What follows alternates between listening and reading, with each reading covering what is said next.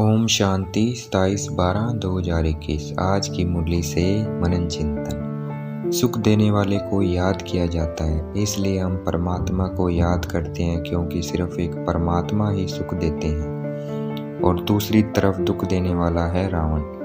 नई दुनिया जब पुरानी हो जाती है उसको दुखधाम अर्थात रावण राज्य कहा जाता है। इस सृष्टि पर कलयुग के बाद सतयुग आता है। सृष्टि तो एक ही है, लेकिन मनुष्य इस सृष्टि चक्र को बिल्कुल नहीं जानते।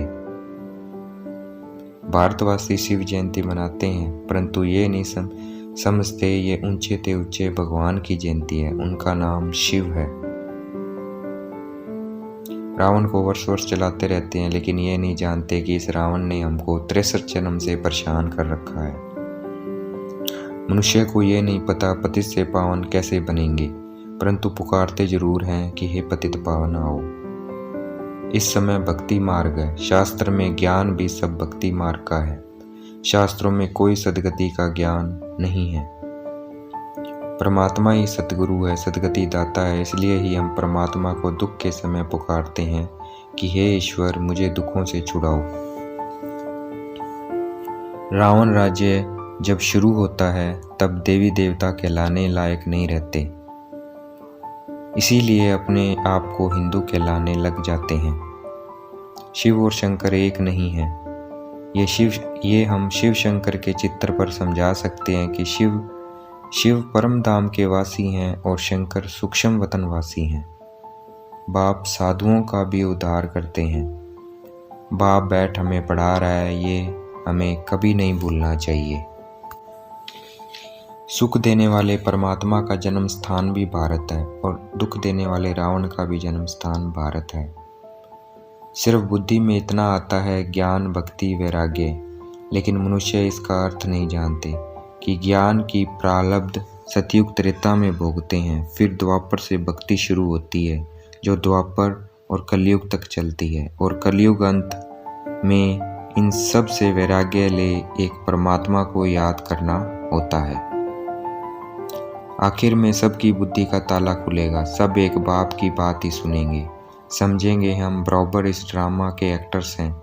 ये वैरायटी धर्मों का झाड़ है, लेकिन और धर्मों के ड्रामा प्लान पर स्वर्ग में आ नहीं सकेंगे। क्राइस्ट स्वर्ग में नहीं आते।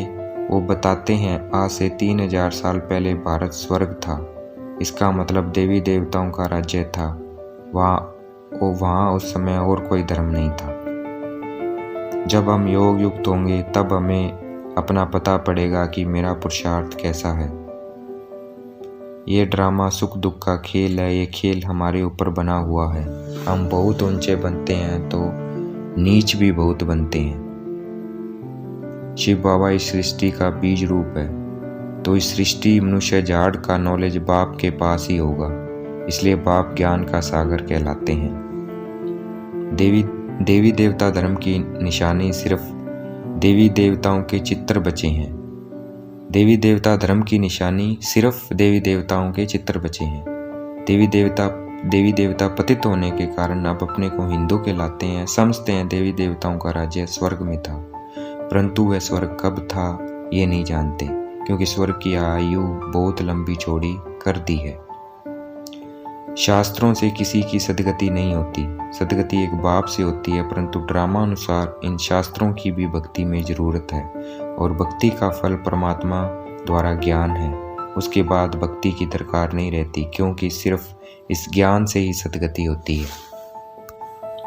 आज की मुरली का वरदान। साधारणता द्वारा महानता को प्रसिद्ध करने वाले सिंपल और सैंपल भाव।